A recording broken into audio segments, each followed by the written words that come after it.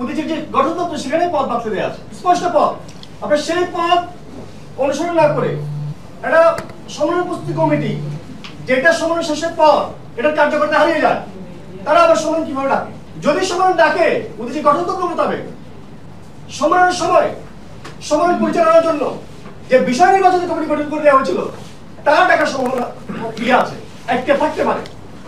কারণ বিষয় নির্বাচনী কমিটি হচ্ছে সম্মেলন চলাকালীন সমস্ত ধরনের সাংগঠনিক শক্তি আধার, এবং গত কমিটির 91 সদস্যই এই সম্মেলন প্রস্তুতি কমিটির সদস্য। সবাই জানে আজকে এটা বদিউর রহমান সাহেব এখানে সমস্যা রেখেছেন। আমার জিজ্ঞাসা এটা সাংগঠনিক ভায়োলেশন কিনা, গঠনতন্ত্রের ভায়োলেশন কিনা? প্রথমত ভায়োলেশন আপনি এটা এই সমস্যা ঢাকার একটা রাখেন না, আপনি এটা কেন্দ্রীয় কমিটি বা আপনি সম্মেলন প্রস্তুতি কমিটি, আপনার উপরস্থ কমিটি কোনটা? এটা তো একটা উপকমিটি, আপনার উপরস্থ কমিটি কোনটা? আমার এই সংবাদ সম্মেলনে বলা আছে প্রাক্তন সভাপতি এবং সম্মেলন প্রস্তুতি পরিষদের চেয়ারম্যান। একটা হলো যে এক সময় আমি বলেছিলাম যে আমি কিন্তু সভাপতি, উভয় পক্ষ দাবি করে কোনো সংগঠনে আমি যাচ্ছি না, কারণ আমি কোনো রকম বিভাজন প্রত্যাশা করি না। এখন প্রশ্ন হলো যে আপনি কি হিসাবে ডাকলেন? আমি একটি প্রেস কনফারেন্সে ডাকছি, আমার পদবি ইত্যাদি বা প্রেস কনফারেন্সের খবর পেয়ে তো আমরা সবাই এখানে এসেছি প্রেস কনফারেন্সে। এখন যদি বলেন যে আপনার প্রেস কনফারেন্স ডাকাটা ঠিক হয় নাই, আপনার বক্তব্য সব ঠিক হয়েছে, এটা কি কোনো উত্তর হবে? দ্বিতীয় হলো আমি দুটো পদের কথা বলেছি। একটি সম্মেলন প্রস্তুতি কমিটি গঠিত হয় পূর্ববর্তী কেন্দ্রীয় কমিটির মাধ্যমে, এরপর থেকে মূলত কেন্দ্রীয় কমিটির পরিবর্তে সম্মেলন প্রস্তুতি পরিষদই কাজটা পরিচালনা করে। দ্বিতীয় হলো সম্মেলন প্রস্তুতি পরিষদের চেয়ারম্যান বা আহ্বায়ক, শুনেন খেয়াল করে, আহ্বায়ক এদের দায় সম্মেলন সমাপন করার। আমাদের ব্যর্থতা, আমরা সম্মেলনটি শেষ করতে পারিনি। এখন প্রশ্ন হলো যে আপনি কেন আহ্বায়ককে ডাকছেন না? খুব পরিষ্কার কথা, আহ্বায়ক যেখানে একজন নিজেই পক্ষ হয়ে দাঁড়িয়েছে, তখন দীর্ঘ আমি লিখেছি, খুব মনোযোগ দেবেন, লিখেছি আমরা দীর্ঘদিন সময় নষ্ট করে সকলের সাথে আলাপ আলোচনা করে যখন জানলাম, বুঝলাম যে ঐক্যবদ্ধ উদীচীর কোনো বিকল্প নেই, তাহলে কি করা হবে? যে অসমাপ্ত সম্মেলনটা যেখান থেকে শেষ হয়েছে সেইখান থেকে শুরু করব। 70 সাল থেকে এই পর্যন্ত উদীচী তার ধারাবাহিক কর্মসূচি পালন করে আসছে। আমি ব্যক্তিগতভাবে মনে করি যে একটি গঠনতন্ত্র, সুলিখিত একটি গঠনতন্ত্র অনুসরণ করে যেহেতু সংগঠনটা হয়েছে, আমরা নানান সময় নানান বিষয় নিয়ে তর্ক বিতর্ক করেছি। সর্বশেষ যখন আমরা না পেরেছি, আমরা তখন সংগঠনের গঠনতন্ত্র অনুসরণ করে আমরা সমাধানটা করেছি। রানা ভাই, আপনি সারা বাংলাদেশে এই সাংগঠনিক কর্মশালা করেছেন। আপনি এখনো পর্যন্ত গত 2022 সালেও আমাদের এখানে সাংগঠনিক কর্মশালা করেছেন। তার মানে সাংগঠনিক কর্মশালার ব্যাপারে আপনাকে আমি কোনো কিছুই ইশারা করার দরকার নেই, আপনি পুরোটাই জানেন। এবং বদিউর রহমান ভাই গত 2 বছর 2.5 বছর সভাপতি ছিলেন, তার আগে দীর্ঘ সময় সহসভাপতি এবং বরিশাল থেকে সংগঠন করে আসা চলে যাবে।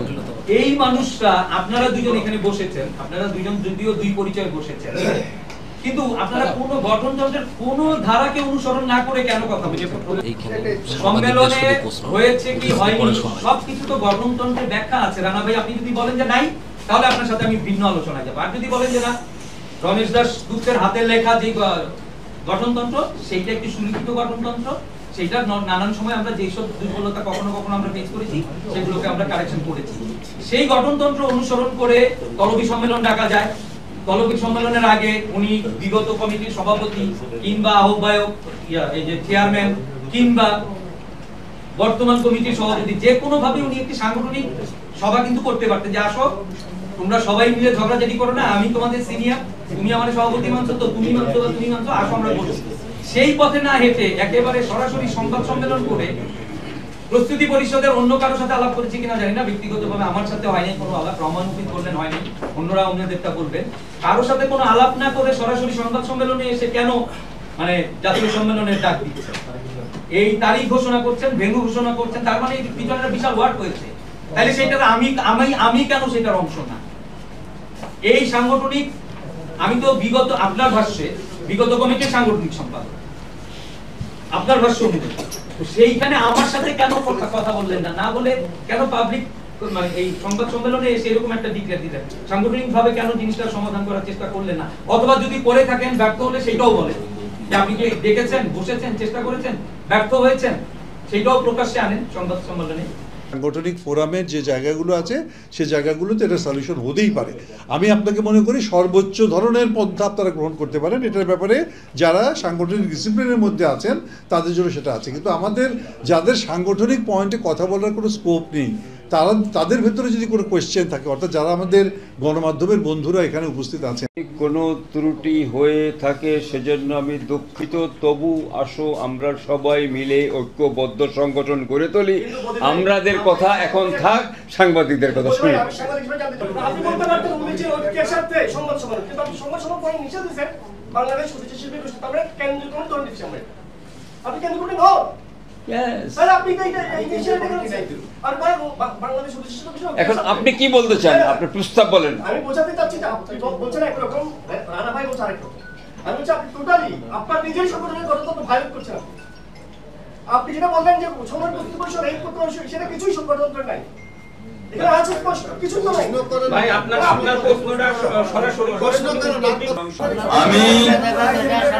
আমি অত্যন্ত উৎসাহিত বোধ করছি যে আমরা সকলে উদীচীর পক্ষে, আমরা উদীচী করব, ঐক্যবদ্ধ উদীচী করব।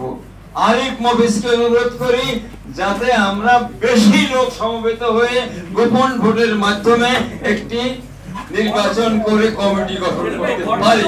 তাতে যদি আপনারা বলেন আপনি সভাপতির পদ থেকে সরে যান, আমি এই মুহূর্তে সরে যেতে আছি। আপনারা যারা কষ্ট স্বীকার করে এখানে এসেছেন সকলকে ধন্যবাদ জানাই, কৃতজ্ঞতা জানাই। আমি কিন্তু